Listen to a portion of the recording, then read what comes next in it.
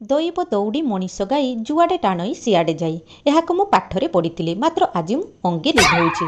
ସ୍ୱାମୀ ମୋର ଆଜି ଘରେ ଖାଇବେନି। ଭାବିଲି ରୋଷେଇ ନକରି ଟିକେ ରେଷ୍ଟ ନେଇଯିବି। ମାତ୍ର ଏ କ'ଣ ସମ୍ଭବ?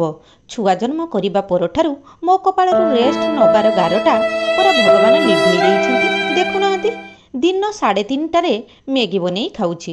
ହାୟରେ ମୋର ପୋଡ଼ା କପାଳ। କେରଳରେ ଓଣମ୍ ପର୍ବ ଆଗକୁ ଅଛି ବୋଲି ଦୋକାନ ବଜାରରେ ଭିଡ଼ ଲାଗିଛି। ମୁଁ ବି ଟିକିଏ ଏହାର ଫାଇଦା ଉଠେଇବି ଭାବି ଚାଲିଲି ଏକ ବଡ଼ ମଲ୍କୁ। ଗଲେ କ'ଣ ହେବ ନା ମୋ ନିଜ ପାଇଁ କିଛି ମନ ମାନିଲା, ନା ଝିଅ ପାଇଁ ଖୋଜୁଥିବା ଡ୍ରେସ୍ ମିଳିଲା। କିନ୍ତୁ ହାତ ତିଆରି କାରୁକାର୍ଯ୍ୟ। ଚାଲୁ ଚାଲୁ ଏତେ ଭୋକ ଲାଗିଲା ଯେ ଆସିଗଲୁ ଖାଇବା ପାଇଁ।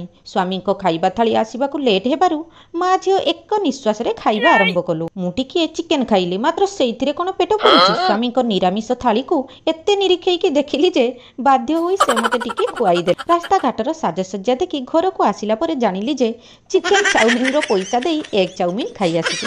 ହେସ୍, ଦୁଃଖ ତ ମୋ ଭାଗ୍ୟରେ ଲେଖା ଆଉ।